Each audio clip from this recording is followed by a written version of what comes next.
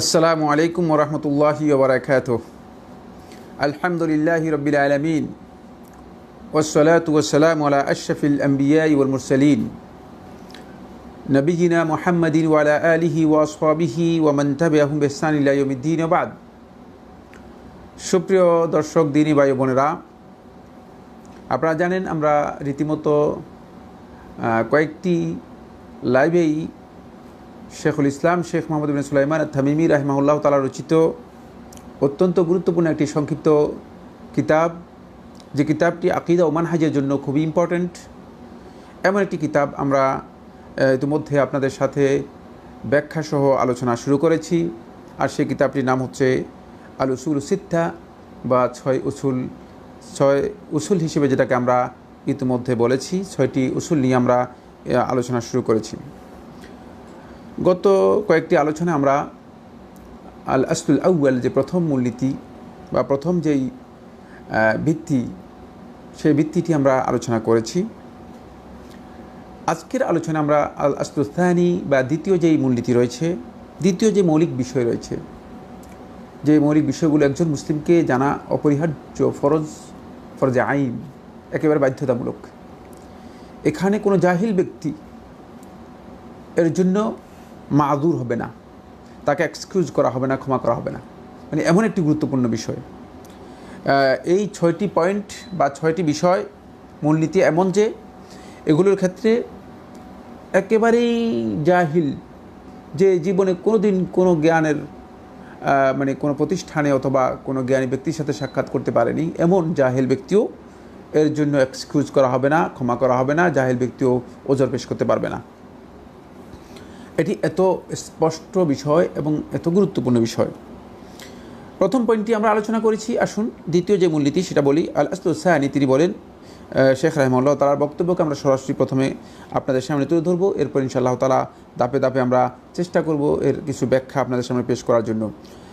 আমার আল্লাহু সুবহানাহু ওয়া তাআলা বিল ইজতিমাই ফিদ্দীন, আল্লাহ সুবহানাহু ওয়া তাআলা আমাদেরকে নির্দেশ দিয়েছেন দ্বীনের ব্যাপারে সম্মিলিত থাকার জন্য, ঐক্যবদ্ধ থাকার জন্য। বিল ইজতিমাই, ঐক্যবদ্ধ থাকার জন্য, সম্মিলিত থাকার জন্য, ফিদ্দীন, দ্বীনের ব্যাপারে, দ্বীনের ক্ষেত্রে।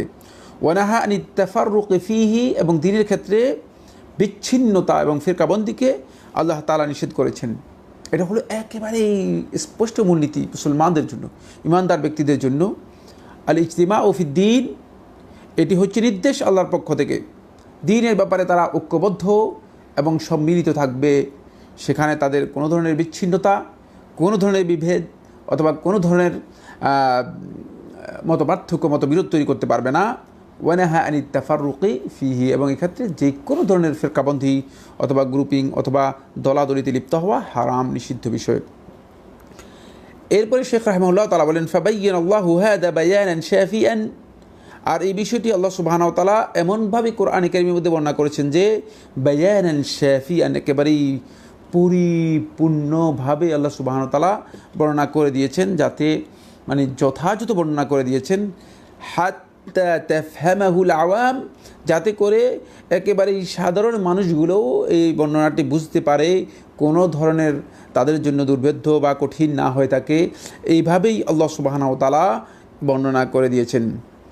ওয়ানাহানা, এবং আমাদেরকে নিষেধ করেছেন, আন্নাকুনা, তাদের মতো না হতে, কাল্লাযীনা তাফাররাকু, যারা ফেরকাবন্দিতে লিপ্ত হয়েছে, গ্রুপিংয়ে লিপ্ত হয়েছে, দলে দলে বিচ্ছিন্ন হয়ে গিয়েছে, ওয়াখতালাফু, এবং মতবিরোধ করেছে, মতপার্থক্য করেছে, কাবলানা, আমাদের আগে, ফা হালাকু, ফলে তারা হলাক হয়ে গিয়েছে, ধ্বংস হয়ে গিয়েছে। ফলে তারা এই মতবিরোধের কারণে, এই ফেরকাবন্দির কারণে, এই গ্রুপিংয়ের কারণে তারা ধ্বংসে নিমজ্জিত হয়ে গিয়েছে।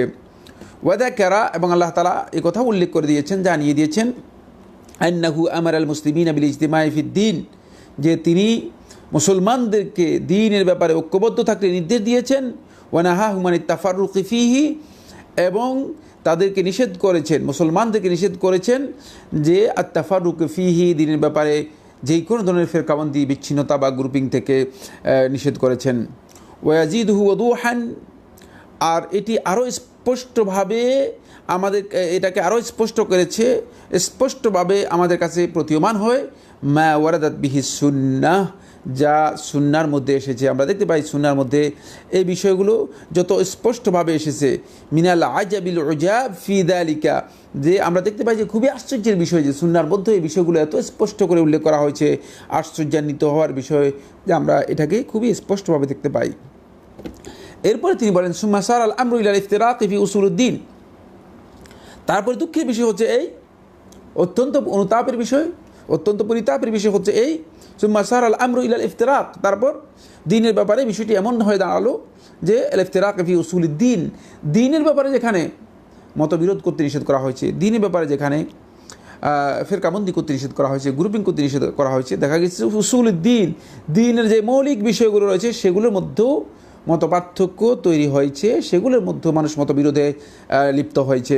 বা ফুরুইহি, এমনকি দিনের আনুষঙ্গিক যে সমস্ত বিষয় রয়েছে, দিনের যে সমস্ত ফরঈ বিষয় রয়েছে, মানে সাধারণ যে সমস্ত বিষয় রয়েছে, আমলের যে সমস্ত বিষয় রয়েছে, সেগুলোর মধ্যেও মতপার্থক্য মতবিরোধ তৈরি হয়েছে। হুয়াল ইলমু ওয়াল ফিকহু ফিদ্দীন, আর সেটা হচ্ছে দিনের ইলমের ব্যাপারে, ওয়াল ফিকহু ফিদ্দীন, দিনের ফিকহের ব্যাপারে, দিনের সঠিক যে নির্দেশনা রয়েছে নির্দেশনার ব্যাপারে, দিনের সঠিক যে বুঝ রয়েছে সেই বিষয়ের ব্যাপারেও আমরা লক্ষ্য করেছি দুর্ভাগ্যের বিষয় যে এগুলোর মধ্যে মতপার্থক্য মতবিরোধ তৈরি হয়েছে। ওয়াসার আল ইজতিমা ফিদ্দীন, আর অবস্থা এমন হয়েছে, বাস্তবতা হচ্ছে এই, আল ইজতিমা ফিদ্দীন, দিনের ব্যাপারে এখন ঐক্যবদ্ধ হওয়া, দিনের ব্যাপারে এখন মানে ঐক্যবদ্ধ থাকা, দিনের ক্ষেত্রে এখন সম্মিলিত সবাই সমবেত থাকা, বিচ্ছিন্ন না হওয়া, মানে এই বক্তব্য দেওয়া, ঐক্যের যে বক্তব্য রয়েছে এই বক্তব্যের দিকে মানুষদেরকে আহ্বান করা, এই কাজটি লা ইয়াকুলুহু, কেউ এখন আর বলতে চায় না, ইল্লা জিন্দিকুন আও মাজনুন, যদি কেউ বলে তাহলে তাকে বলা হবে যে এই ব্যক্তি মনে হয় জিন্দিক, মনে হয় মুনাফিক, অথবা এমন ব্যক্তি যার অন্তরের মধ্যে বিচ্যুতি রয়ে গিয়েছে, অন্তরের মধ্যে ত্রুটি রয়ে গেছে, আও মুনাফিক, অথবা আও মাজনুন, অথবা পাগল। মানে এখন যদি আপনি ঐক্যের কথা বলেন দিনের মধ্যে, ইসলামের মধ্যে, এখন যদি মানুষদেরকে বলেন যে আমাদের ঐক্যবদ্ধ হওয়া উচিত, ইসলামের মূলনীতির উপর আমাদেরকে ঐক্যবদ্ধ হওয়া উচিত, এই ঐক্যের কথা বলেন, তাহলে লোকেরা আপনাকে বলবে যে হ্যাঁ তুমি কোন ধরনের পাগল।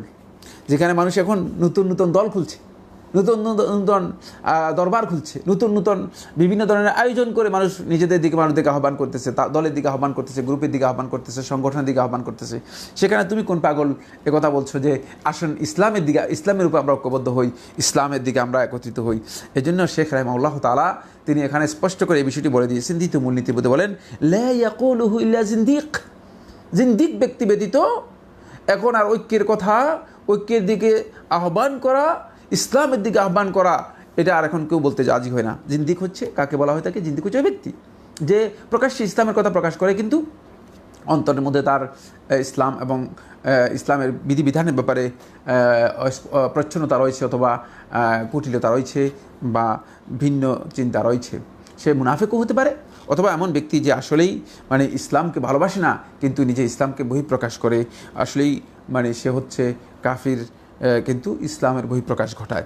আর মজনুন, অথবা মজনুন বলতে ওই ব্যক্তিকে বোঝানো হয়, যেমন মানে আমরা জানি যে কেউ যদি এখন ভালো কথা বলে যেটি সমাজের মানুষের কাছে মনে হচ্ছে যেন অনেকটা অপরিচিত হয়ে গিয়েছে, অজানা হয়ে গিয়েছে, তখন লোকেরা তাকে বলবে যে লোকটা মনে হয় পাগল হয়ে গিয়েছে। ঠিক এই জন্য শেখ রাহিমাহুল্লাহ তাআলা তিনি তার বক্তব্যের মধ্যে এই কথাটি উল্লেখ করেছেন। আসুন আমরা শেখ রাহিমাহুল্লাহ তাআলা যে বক্তব্য রয়েছে সেই বক্তব্যকে সামনে রেখে কয়েকটি পয়েন্টে কথা বলি আপনাদের সামনে। প্রথম যে পয়েন্টটি আমি আলোচনা করব সেটা হচ্ছে এই, আমরা শেখ রাহিমাহুল্লাহ তাআলা প্রথমেই প্রথম যে মূলনীতিটা উল্লেখ করেছেন সেই মূলনীতির মধ্যে দিকে ইঙ্গিত করেছেন, সেটা হলো আমরা জানি প্রথম মূলনীতি হচ্ছে আল ইবাদাতু লিল্লাহি ওয়াহদাহ লা শারীকা লাহ, একমাত্র ইবাদত হবে আল্লাহ রাব্বুল আলামিনের জন্য, সেখানে কোনো ধরনের শরীক অংশীদার হবে না। তারপরে সেখানে তিনি বলেছেন যে আল্লাহ রাব্বুল আলামিনের সাথে শিরক থেকে আমাদেরকে কী করতে হবে, সম্পূর্ণরূপে মুক্ত থাকতে হবে। এরপরে সেখানে ইঙ্গিত করেছেন তিনি যে বিষয়টি, সেটা হচ্ছে শয়তান যে এক্ষেত্রে শিরকের যেই সুরত রয়েছে, স্বরূপ রয়েছে, সেটাকে শয়তান বিকৃত করে আমাদের কাছে এখলাসের সুরতে নিয়ে এসেছেন।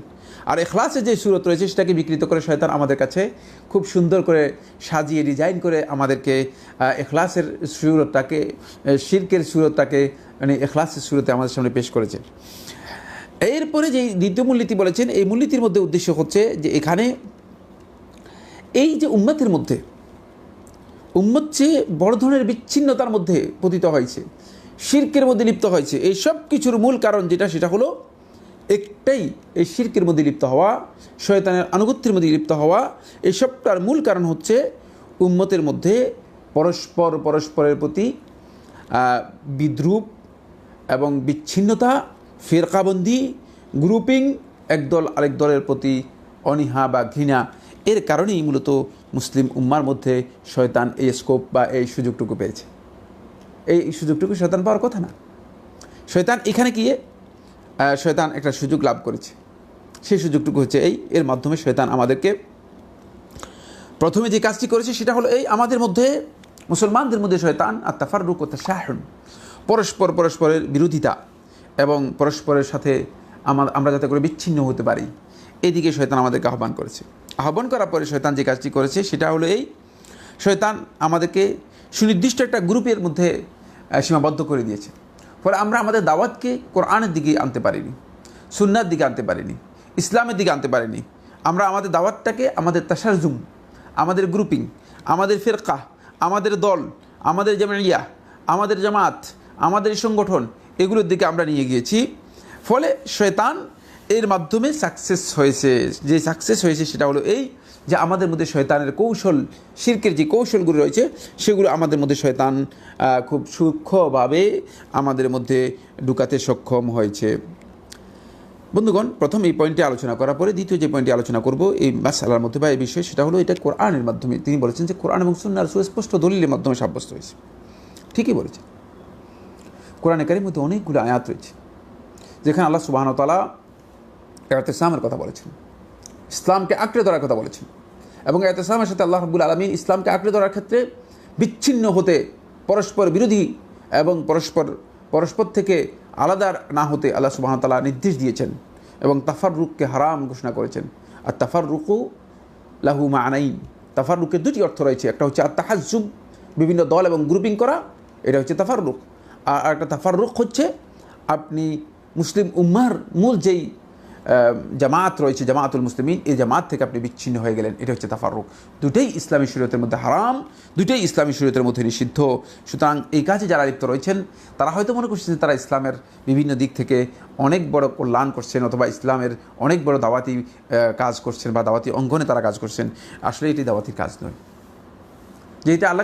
যে কাজটিকে আল্লাহ সুবহানাহু ওয়া তাআলা হারাম করেছেন, যে কাজটি আল্লাহ রাব্বুল আলামিন নিষেধ করেছেন, সেই কাজের দিকে যদি আপনি আহ্বান করেন, সেই কাজের দিকে যদি আপনি লোকদেরকে ডাকেন, তাহলে এটি কোনোভাবেই দাওয়াতি কাজের মধ্যে অন্তর্ভুক্ত হবে না। ফলে যেই দ্বিতীয় নম্বর যে আসলটি আল ইজতিমাউ ফিদ্দীন, এটা আল্লাহর পক্ষ থেকে ইবাদত এবং নির্দেশ।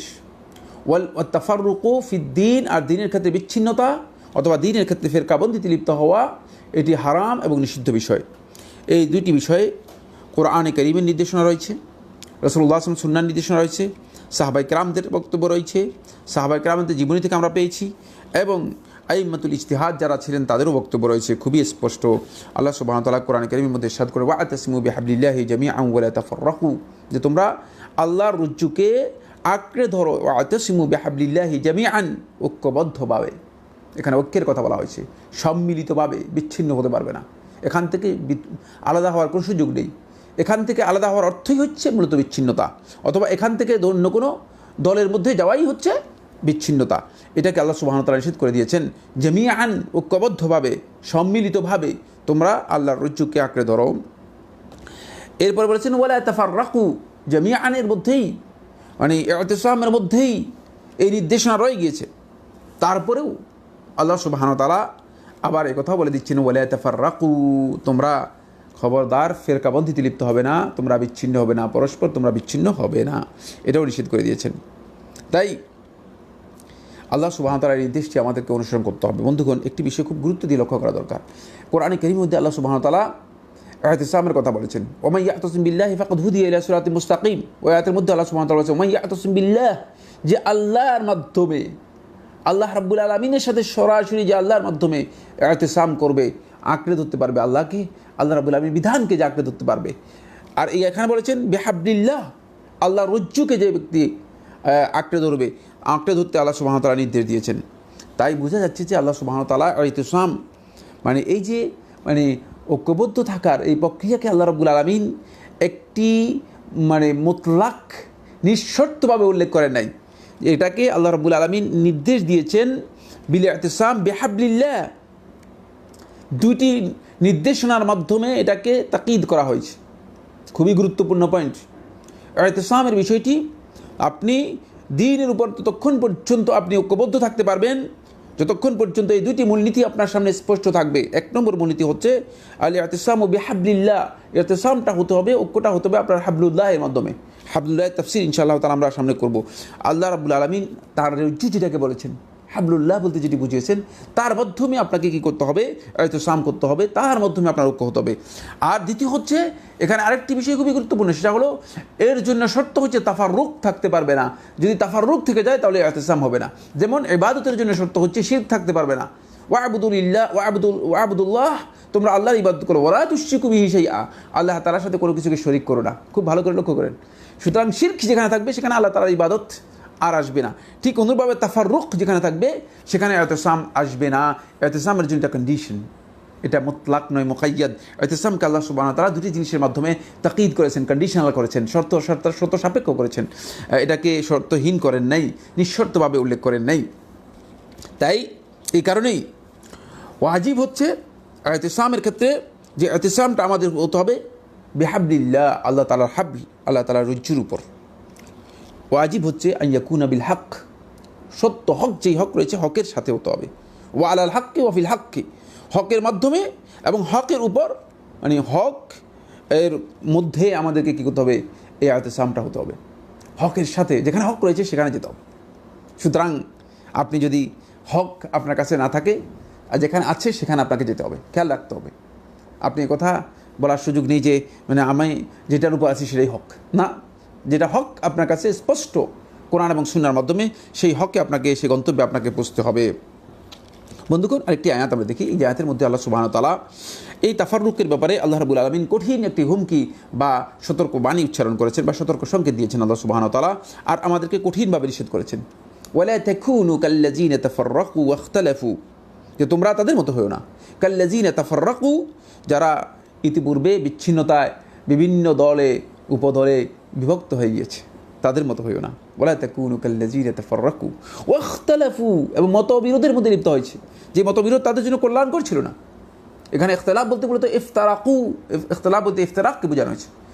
আমরা যদি সম্ভব হয় আমরা আলোচনা করব ইফতিরাক আর ইখতিলাফের মধ্যে পার্থক্য রয়েছে। ইখতিলাফ হচ্ছে মূলত আপনি আপনার অভিমতের মধ্যে ভিন্ন মত পোষণ করলেন, মত বৈচিত্র্য যেটাকে বলা হয় থাকে, মত পার্থক্য যেটাকে বলা হয় থাকে, বা ভিন্ন মত অবলম্বন করা যেটাকে বলা হয় থাকে। এটি ইসলামী শরীয়তের মধ্যে গর্হিত বিষয় নয় যদি মৌলিক বিষয়ে এ ধরনের কোনো ভিন্ন মতের কোনো বক্তব্য না থাকে। কিন্তু এই ধরনের ইখতিলাফ কখনো কখনো জায়েজ, আমরা সামনে হয়তো দৃষ্টি আকর্ষণ করব। কিন্তু ইফতিরাক এটা হচ্ছে বিরোধিতা, মতবিরোধে লিপ্ত হয়ে যাওয়া, একজন আরেকজনের বিরুদ্ধে অবস্থান নেয়া। এটি তোমরা তাদের মতো হয় না। ওয়াফতারাকু, যারা মতবিরোধে লিপ্ত হয়েছে, মিন বাদি মা জাআহুমুল বায়িনাত, তাদের কাছে সুস্পষ্ট বর্ণনা বা সুস্পষ্ট দলিল আসার পর। সুবহানাল্লাহ, আমাদের কাছে সুস্পষ্ট দলিল এসে গিয়েছে, আল্লাহর কোরআন আমাদের কাছে রয়ে গিয়েছে, রাসূলুল্লাহ সাল্লাল্লাহু আলাইহি ওয়াসাল্লামের হাদিসগুলো, সহিহ হাদিসগুলো আমাদের কাছে রয়ে গিয়েছে।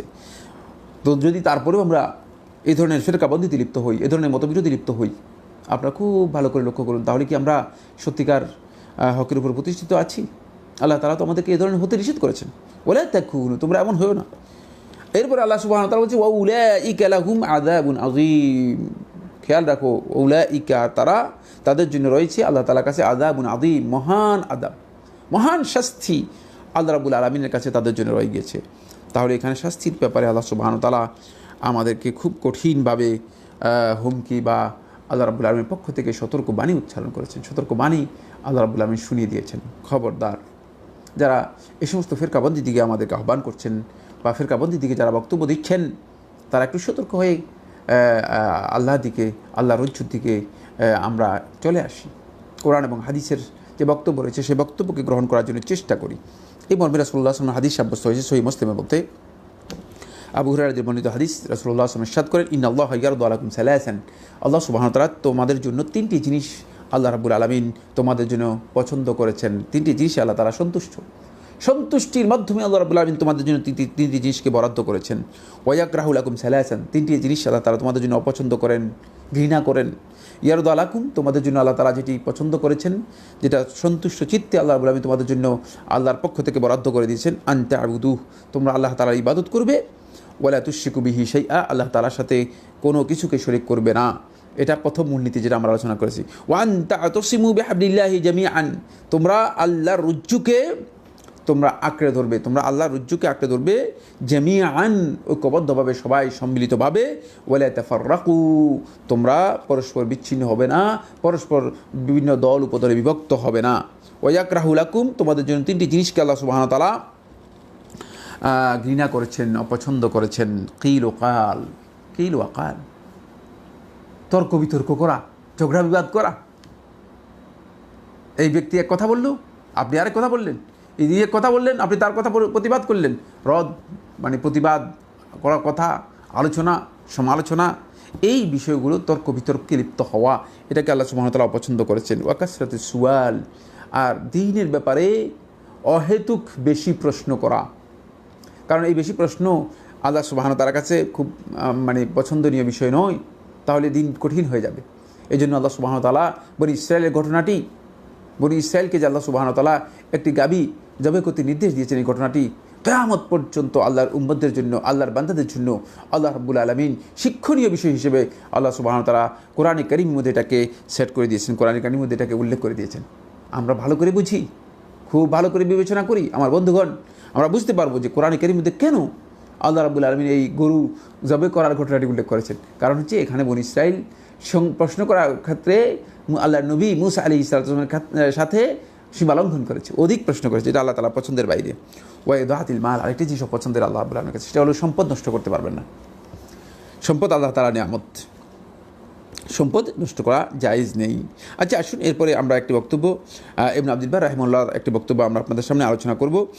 ইবনে আব্দুল বার রাহমাতুল্লাহ এই হাদিসের ব্যাখ্যার মধ্যে তিনি তামহিদের মধ্যে বলেন, আমরা জানি তামহিদ ইবনে আব্দুল বার রাহিমাহুল্লাহর একটি বিখ্যাত বই। এই তামহিদের মধ্যে ইবনে আব্দুল বার বলেন, ফি হাযাল হাদিস, এই হাদিসের মধ্যে আল হাদ্দু আলাল ইতিসাম ওয়াত তামাসসুক বিহাবলিল্লাহি হাল আল ইজতিমা ওয়াল ইখতিলাফ, এই হাদিসের মধ্যে আমাদেরকে ইতিসামের জন্য, যাতে করে আমরা ঐক্যবদ্ধ থেকে নিজেরা শক্তিশালীভাবে দিনকে আঁকড়ে ধরতে পারি, এই আঁকড়ে ধরার জন্য আমাদেরকে এখানে উৎসাহিত করা হয়েছে, অনুপ্রাণিত করা হয়েছে, আমাদেরকে নির্দেশ দেওয়া হয়েছে। এটার গুরুত্ব যাতে করে আমরা বুঝতে পারি, এটা আল্লাহ তাআলার সন্তুষ্টিতে আল্লাহ তাআলা আমাদের জন্য একটি বিধান দিয়েছেন। ওয়াত তামাসসুক বিহাবলিল্লাহি হাল আল ইজতিমাই ওয়াল ইখতিলাফ, সর্বাবস্থায় যেন আমরা হাবলুল্লাহকে, আল্লাহর রজ্জুকে, হাবলুল্লাহকে যেন আমরা আঁকড়ে ধরতে পারি, ফি হালিল ইজতিমা, ঐক্যবদ্ধ অবস্থায়, অথবা ওয়াল ইখতিলাফি, কোনো কারণে যদি আমাদের মধ্যে ইখতিলাফ তৈরি হয়, মতবৈচিত্র্য, মত পার্থক্য তৈরি হয়, সে অবস্থায় যেন আমরা, ইখতিলাফ এর অবস্থায়ও যেন হাবলুল্লাহকে, আল্লাহর রজ্জুকে আমরা আঁকড়ে ধরতে পারি। সেজন্য আল্লাহ সুবহানাহু ওয়া তাআলা আমাদেরকে এই নির্দেশ দিয়েছেন। এবার বন্ধুগণ, আমরা আসবো হাবলুল্লাহ বলতে আসলে কী বোঝানো হয়েছে। এই আয়াতের মধ্যে হাবলুল্লাহের তাফসীর কী হয়েছে, বা এই আয়াতে হাবলুল্লাহের তাফসীর কোন জিনিসকে বোঝানো হয়েছে। হাবলুল্লাহের তাফসীর মধ্যে আহলুত তাফসীরগণ উল্লেখ করেছেন, অনেকগুলো বক্তব্য রয়েছে, এত বিস্তারিত আলোচনা করার সুযোগ নেই। সংক্ষিপ্ত আলোচনা যেটা বলতে চাই সেটা হলো এই দুটি কথা বেশিরভাগ আহলুত তাফসীরের পক্ষ থেকে এসেছে। হাবলুল্লাহের প্রথম তাফসীর হচ্ছে কিতাবুল্লাহ, আল্লাহর কিতাব, আল্লাহর কোরআন। আমার বন্ধুগণ, কোরআনে কারীমকে আঁকড়ে ধরার বিষয়টি আমাদের কাছে খুবই সুস্পষ্ট। তাই আমরা ঐক্য হতে চাইলে আমাদের ঐক্য হতে হবে কোরআনে কারীমের মানদণ্ডে, আমাদের ঐক্যটা হতে হবে, কোরআনে কারীমের মানদণ্ডে আমাদের ঐক্যটা হতে হবে। আরেকদল উলামায়ে কেরাম বলেছেন হাবলুল্লাহ বলতে বোঝানো হয়েছে, আহলুত তাফসীর বলেছেন আল জামাআহ। হাবলুল্লাহ হচ্ছে আল জামাআহ, জামাআতুল মুসলিমিন, মুসলমানদের জামাতকে বোঝানো হয়েছে। বিহাবলিল্লাহ বলতে মুসলমানদের জামাতকে বোঝানো হয়েছে, যেখানে জামাত, মুসলমানদের জামাত এস্টাবলিশ থাকবে। জামাত হচ্ছে মুসলিমদের ইসলামী রাষ্ট্রের যে অবকাঠামো রয়েছে, সে অবকাঠামো, যেখানে জামাত এস্টাবলিশ থাকবে, মুসলমানদের জামাতুল মুসলিমিন এস্টাবলিশ থাকবে, সেখানে মুসলিমদের জন্য হাবলুল্লাহ হচ্ছে জামাত। কারণ এর মাধ্যমে মুসলিমগণ সত্যিকার আল্লাহ রাব্বুল আলামিনের মানে রজ্জুকে, আল্লাহর বিধানকে, আল্লাহর দ্বীনকে শক্তিশালীভাবে আঁকড়ে ধরতে পারবে। এই জন্য একদল উলামায়ে কেরাম আহলুত তাফসীর বলেছেন হাবলুল্লাহ হচ্ছে জামাআত। আসুন, শেখুল ইসলাম ইবনে তাইমিয়া রাহমাতুল্লাহ বিষয়টাকে খুব গভীর একটি ব্যাখ্যা বা তাহকিক করেছেন, যে তাহকিকটি আমরা এখানে তুলে ধরার মাধ্যমে যে কথাটা আমরা স্পষ্ট হয়েছে সেটা আপনাদের সামনে পেশ করার জন্য চেষ্টা করব ইনশাআল্লাহ। শেখুল ইসলাম ইবনে তাইমিয়া রাহমাতুল্লাহ আলাইহি বলেন, মুফাসসিরান লিমা'না হাবলিল্লাহ, মা'না হাবলিল্লাহ, হাবলিল্লাহর অর্থ তাফসীর করতে গিয়ে শেখুল ইসলাম ইবনে তাইমিয়া রাহমাতুল্লাহ বলেন, তিনি বলেন, কাদ ফুসসিরা হাবলুহু, আল্লাহ তাআলার হাবলকে তাফসীর করা হয়েছে। আল্লাহ রাব্বুল আলামিন হাবল বলতে এই আয়াতের মধ্যে, কোরআনে কারীমের মধ্যে কী বোঝানো হয়েছে, রুজ্জু বলতে কী বোঝানো হয়েছে? কেউ বলেছেন বিকিতাবিহি, আল্লাহর কিতাবকে, কেউ করেছেন বেদিনিহি, আল্লাহর দিনকে, কেউ বিল ইসলাম দিয়ে তাফসীর করেছেন, কেউ বিল ইখলাস দিয়ে তাকে তাফসীর করেছেন, কেউ বে আমরিহি, আমর দিয়ে তাফসীর করেছেন, নির্দেশ, কেউ বে আহদিহি, আল্লাহ তাআলার অঙ্গীকার দিয়ে তাফসীর করেছেন, কেউ বে তাআতিহি, আল্লাহ তাআলার আনুগত্য দিয়ে তাফসীর করেছেন, ও কেউ বিল জামাআতুল মুসলিমিন দিয়ে তাফসীর করেছেন। এরপরে শেখুল ইসলাম ইবনে তাইমিয়া রাহমাতুল্লাহ বলেন, ওয়া কুল্লুহা সাহিহাতুন, এই সবগুলোকে অ্যাকোমোডেট করা যায়, এই সবটাই বিশুদ্ধ, সবটাই সঠিক, একটা আরেকটার মধ্যে মার্জ করা যেতে পারে, একটা আরেকটার মধ্যে আসতে পারে। ওয়া কুল্লুহা মানকুলাতুন আনিস সাহাবাতি ওয়াত তাবিঈন, এবং সবটাই সাহাবী এবং তাবিঈদের কাছ থেকে বর্ণিত হয়েছে। এই সব বক্তব্যই সাহাবী এবং তাবিঈদের বক্তব্যের মাধ্যমে সাব্যস্ত হয়েছে। সাহাবী এবং তাবিঈনগণ এই সবগুলোকে কেন বর্ণনা করেছেন? যাতে করে আমরা বুঝতে পারি যে এগুলো কোনোটাই হাবলুল্লাহ থেকে কি নয়, খারিজ নয়, হাবলুল্লাহ থেকে বাহিরে নয়। এই বিষয়টি যাতে করে আমরা উপলব্ধি করতে পারি, এই জন্য সাহাবায়ে কেরামগণ এই তাফসীরগুলোকে স্পষ্ট করে উল্লেখ করে দিয়েছেন। এখান থেকে যে বিষয়টা আমরা বুঝতে পেরেছি সেটা হলো যে হাবলুল্লাহ এটি একেবারেই আল্লাহ রজ্জু এবং আল্লাহর দিন পুরোটাকেই এর মধ্যে অন্তর্ভুক্ত করা হয়েছে। এই সবটাই আমরা দেখতে পাবো যে আল্লাহর কিতাব এর সাথে যদি আমরা নিজেদেরকে নিয়ে আসি, তাহলে আল্লাহর কিতাব এবং ওয়াহি এর মধ্যে এই সবটাই আমরা পেয়ে যাব, যার উপর আমরা সত্যিকার ঐক্যবদ্ধ হতে পারবো। আর এটাকেই আল্লাহ সুবহানাহু ওয়া তাআলা, কারণ আল্লাহ তাআলার সাথে আমাদের সরাসরি বন্ধনের তো একটাই পথ, সেটা হচ্ছে আল্লাহর কিতাবের মাধ্যমে। ইনফরমেশন তো আমরা আল্লাহর কিতাবের মাধ্যমে পেয়েছি, আল্লাহর কিতাব এবং ওহির মাধ্যমে পেয়েছি। আর ওহিটা আল্লাহ রাব্বুল আলামিনের কিতাব এবং রাসূলুল্লাহ সাল্লাল্লাহু আলাইহি ওয়াসাল্লাম সুন্নাহ, দুটেই। ওমা ইয়ানতিকু আনিল হাওয়া ইন হুয়া ইল্লা ওয়াহয়ুন ইউহা, রাসূলুল্লাহ সাল্লাল্লাহু আলাইহি ওয়াসাল্লাম নিজের পক্ষ থেকে কিছু বলতেন না। সুতরাং রাসূল সাল্লাল্লাহু আলাইহি ওয়াসাল্লাম যে সহিহ হাদিসগুলো সাব্যস্ত হয়েছে সেগুলো ওয়াহী, কোনো সন্দেহ নেই। তাই এক্ষেত্রে আল্লাহর কিতাবের সাথে আমাদের যে সম্পর্ক, সেই সম্পর্কটা হচ্ছে কমন সম্পর্ক। তাই এই আল্লাহর কিতাবের উপর ভিত্তি করে আমাদেরকে ঐক্যবদ্ধ হতে হবে, এবং এর উপরেই আমরা, হকের উপরেই আমরা সত্যিকার যদি ইজতেমা হতে পারি, তাহলে আমাদের এই ইজতেমাটুকু হবে পরস্পরের জন্য একটা বড় ধরনের শক্তি। ইয়াশুদ্দু বা'দুহু বা'দা, রাসূলুল্লাহ সাল্লাল্লাহু আলাইহি ওয়াসাল্লাম সহিহ বুখারী ও মুসলিম হাদিসের মধ্যে বলেছেন যে ইয়াশুদ্দু বা'দুহু বা'দা, যে একজন আরেকজনকে, একটি অংশ আরেকটি অংশকে কিছু সংখ্যককে শক্তিশালী করবে। যদি আমরা এভাবে পরস্পরের সাথে ঐক্যবদ্ধ হতে পারি, একত্রিত হতে পারি, তাহলে আমরা সেই সুযোগটুকু পেয়ে যাব। বন্ধুগণ, এখানে একটি বিষয় আলোচনা করব, সেটা হলো, একটি হচ্ছে ইখতিলাফ আর একটি হচ্ছে ইফতিরাক। আমি বলেছি আপনাদেরকে যে আমি যদি সময় পাই দৃষ্টি আকর্ষণ করব, আর যেহেতু আমরা দৃষ্টি আকর্ষণ করার জন্য এই কথাটা বলতে চাই, ইফতিরাক হচ্ছে ইসলামের মৌলিক কোনো বিষয় নিয়ে, অথবা এমন কোনো বিষয় নিয়ে যে বিষয়গুলো কোরআন এবং হাদিসের মধ্যে বর্ণনা এসেছে, সেগুলো নিয়ে এমন মতপার্থক্যে লিপ্ত হওয়া যার মাধ্যমে আমরা পরস্পরের ঘৃণা তৈরি হয়ে থাকে, এবং পরস্পর থেকে আমরা আলাদা হয়ে যাই, বিচ্ছিন্ন হয়ে যাই, পরস্পরের বিরোধী হয়ে যায়। এটা হচ্ছে মতবিরোধের মাধ্যমে বিরোধিতায় লিপ্ত হওয়া, এটাকে ইফতিরাক বলা হয়ে থাকে। এই ধরনের ইফতিরাক জায়েজ নেই, এটি আসলে মুসলিমদের সবচেয়ে বড় ক্ষতি করেছে, মুসলিম উম্মার সবচেয়ে বড় এর মাধ্যমে ক্ষতি হয়েছে। সুতরাং আমাদেরকে সতর্কতা অবলম্বন করতে হবে, আমাদেরকে সতর্ক থাকতে হবে। কিন্তু আল ইখতিলাফু ফি মাসাইলুল ফিকহ, ফিকহি যে সমস্ত মাসাইল রয়েছে, আমলি যে সমস্ত আহকামের মধ্যে ইখতিলাফ রয়েছে, সেই ইখতিলাফগুলোর ব্যাপারে জুমহুর উলামায়ে কেরাম বলেছেন যে লা বা'সা বিহ, এর মধ্যে কোনো ধরনের অসুবিধা নেই।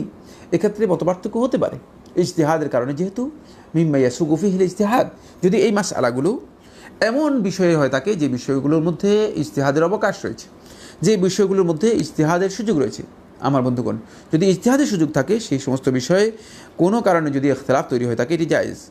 আর এই কারণে লা ইয়াদখুলু ফি কওলিহি তাআলা, এই ধরনের ইখতিলাফ আল্লাহ রাব্বুল আলামিনের এই আয়াতের অন্তর্ভুক্ত হবে না। ওয়ালা তাফাররাকু, যেখানে আল্লাহ সুবহানাহু ওয়া তাআলা বলেছেন ওয়ালা তাফাররাকু, তোমরা পরস্পর বিচ্ছিন্ন হয়ো না, তোমরা ফেরকাবন্দিতে লিপ্ত হয়ো না, এই আয়াতের অন্তর্ভুক্ত হবে না। এই বিষয়টি আমাদেরকে খেয়াল রাখতে হবে। 3 নম্বর যে পয়েন্টটি আমরা আলোচনা করব, সেটা হচ্ছে বন্ধুগণ, শেখুল ইসলাম ইবনে তাইমিয়া রাহমাতুল্লাহ আলাইহি বলেন, এটি দ্বীনের একটি বড় ধরনের আল ইজতিমা ওয়াল হক ওয়া নাহি আনিত তাফাররুক, দ্বীনের উপর ঐক্যবদ্ধ হওয়া, দ্বীনের উপর, হকের উপর, সত্যের উপর অবিচল থেকে সম্মিলিত একটি অবস্থান নেওয়া, সবাই একসাথে থাকা, এটি এবং ফেরকাবন্দি থেকে, বিচ্ছিন্নতা থেকে মানে পরস্পর দূরে থাকা, বিরত থাকা, এই কাজটি একটা আসল ইসলামী শরিয়ার মূলনীতি, বড় ধরনের ইসলামের মূল বিষয়, মৌলিক বিষয়। তাই আল্লাহ সুবহানাহু ওয়া তাআলা এই মৌলিক বিষয়ে আল্লাহ রাব্বুল আলামিন বারবার কোরআনে কারীমের অনেকগুলো আয়াতের মধ্যেই আল্লাহ সুবহানাহু ওয়া তাআলা আমাদেরকে নির্দেশ দিয়েছেন, নির্দেশনা দিয়েছেন। আর এখান থেকে একটি বিষয় আমাদের কাছে স্পষ্ট হয়েছে, সেটা হচ্ছে এই আল ফুরক, এটাই ইসলামী শরীয়তের মধ্যে নিষিদ্ধ। বন্ধুগণ, রাসূলুল্লাহ সাল্লাল্লাহু আলাইহি ওয়াসাল্লাম সেই কথাই বলেছেন, মুসনাদ আহমদ হাদিসের মধ্যে এসেছে, সহিহ হাসান হাদিস, রাসূলুল্লাহ সাল্লাল্লাহু আলাইহি ওয়াসাল্লাম বলেছেন ওয়াল ফুরকাতু আযাব, আর এই বিচ্ছিন্নতা, ফিরকাবন্দি, গ্রুপিং, এগুলো হচ্ছে আযাব, শাস্তি। আজকে আমরা মুসলিম উম্মাহ আযাবের মধ্যে রয়েছি, শাস্তির মধ্যে রয়েছি। এটা যদি কেউ উপলব্ধি করতে না পারেন, তিনি উম্মাহ সম্পর্কে তার জ্ঞান নেই, উম্মাহ কনসেপ্ট সম্পর্কে তার একেবারেই ধারণা নেই। তিনি শুধুমাত্র নিছক হয়তো কিছু বইয়ের জ্ঞান রাখতে পারেন, হয়তো কিছু কিতাব সম্পর্কে তার আইডিয়া থাকতে পারে, কিন্তু উম্মাহ কনসেপ্টের ব্যাপারে তার সম্যক জ্ঞান না থাকার কারণে তিনি এই ধরনের বক্তব্য দিতে পারেন।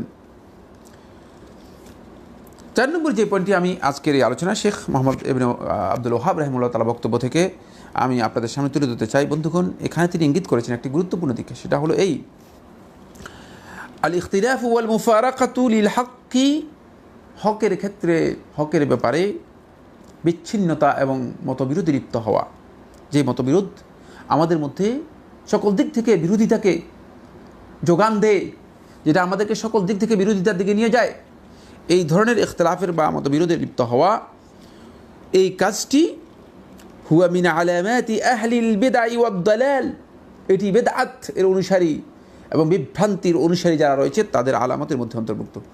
তাদের আলামত খুব ভালো করে খেয়াল করুন, তারা হক থেকে বিচ্ছিন্ন হয়ে গিয়েছে। এভাবেই তারা বিভিন্ন গ্রুপে রূপান্তরিত হয়ে গিয়েছে। আপনি ভালো করে লক্ষ্য করুন, খারেজিরা কীভাবে বের হয়েছে, খারেজিদের পরে মুরজিয়ারা কীভাবে আত্মপ্রকাশ করেছে, মুরজিয়াদের পরে মুতাজিলারা কীভাবে আত্মপ্রকাশ করেছে, না মুতাজিলাদের আগে জাহমিয়ারা কীভাবে আত্মপ্রকাশ করেছে, জাহমিয়াদের পরে কীভাবে মুতাজিলারা আত্মপ্রকাশ করেছে, মুতাজিলাদের পরে আমরা দেখতে পাই যে কীভাবে মানে এই আশারি ফেরকার যারা রয়েছেন তারা কীভাবে আত্মপ্রকাশ করেছে। এরপরে আশারিদের পরে আমরা দেখতে পাই যে মাতুরিদি ফেরকার যারা রয়েছেন তারা কীভাবে আত্মপ্রকাশ করেছে। এইভাবে বিভিন্ন ফেরকাগুলো এই যে কীভাবে তারা আত্মপ্রকাশ করেছে, তাদের এই আত্মপ্রকাশের বিষয়গুলো যদি আপনি লক্ষ্য করেন তাহলে দেখতে পাবেন যে এই তাফাররুক এবং ইখতিলাফই মূলত মুসলিম উম্মাহকে সময়ে সময়ে, যুগে যুগে পৃথিবীর বিভিন্ন ভূখণ্ডে তাদেরকে বিভিন্ন গ্রুপের দিকে নিয়ে গিয়েছে। ফলে মুসলিম উম্মাহ বিভিন্ন মানে ঘরানায় বিভক্ত হয়ে গিয়েছে, বিভিন্ন অঙ্গনে তারা নিজেদের অবস্থানকে বিভিন্ন জায়গায় বিচ্ছিন্নভাবে করে নিয়েছে। ফলে তারা নিজেদের অস্তিত্বকে নিজেদের অঙ্গনেই মনে করতেছে এটা আমার মানে পুরা অস্তিত্ব। তাই মুসলিম উম্মাহ এখন আর ওই গোটা উম্মাহ, ঐক্যবদ্ধ একটি উম্মাহ যে সে উম্মাহ নেই। ফলে বিচ্ছিন্ন উম্মাহ হিসেবে মুসলমানরা নিজেদেরকে বিভিন্নভাবে পরিচয় দিয়ে থাকে। ফলে শেখ রাহিমাহুল্লাহ তাআলা একথা বলেছেন যে মুফারাকুল কিতাব ওয়াস সুন্নাহ ওয়াল ইজমা, এই কারণেই যারা এই ধরনের ফিরকাবন্দিতে লিপ্ত হয়েছে তাদের যে কাজটি ছিল সে কাজটি হচ্ছে তারা কিতাব এবং সুন্নাহ এবং ইজমা উল উম্মাহ এগুলো তারা বিরুদ্ধে গিয়েছে, তাদের বক্তব্য এগুলোর বিরুদ্ধে চলে গিয়েছে। ফলে দেখা গিয়েছে তারা সালাফদের বক্তব্যকে উপেক্ষা করেছে।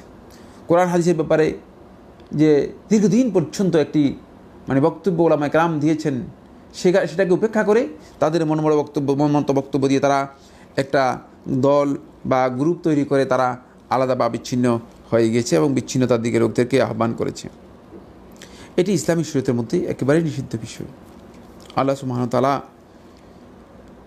নবীদেরকে একত্রিত করে, উলুল আজম নবীদেরকে একত্রিত করে, আমরা জানি সূরাতুশ শূরাতে আল্লাহ সুবহানাহু ওয়া তাআলা বলেছেন যে শারা'a লাকুম মিনাদ দীনি মা ওয়াসসা বিহি নূহান ওয়াল্লাযী আওহাইনা ইলাইকা ওয়া মা ওয়াসাইনা বিহি ইব্রাহিমা ওয়া মূসা ওয়া ঈসা আন আকিমুদ-দীন ওয়া লা তাতাফাররাকু ফীহি কাবুরা আলাল মুশরিকিনা মা তাদউহুম ইলাইহি। খুব ভালো করে লক্ষ্য করুন, আল্লাহ সুবহানাহু ওয়া তাআলা বলতেছেন যে শারা'a লাকুম মিনাদ-দীন, দিন এর ব্যাপারে তোমাদের জন্য সেটাই আল্লাহ সুবহানাহু ওয়া তাআলা প্রবর্তন করেছেন, অনুমোদন দিয়েছেন। যা মা ওয়াসসা বিহি নূহান, যে বিষয়ে আল্লাহ সুবহানাহু ওয়া তাআলা নূহকে ওসিয়ত করেছিলেন। ওয়াল্লাযী আওহাইনা ইলাইকা, যেটা আল্লাহ রাব্বুল আলামিন আপনার কাছে ওহী হিসেবে প্রেরণ করেছেন। ওয়া মা ওয়াসাইনা বিহি, এবং মা ওয়াসাইনা বিহি, যা আমরা, আল্লাহ তাআলা বলতেছেন যা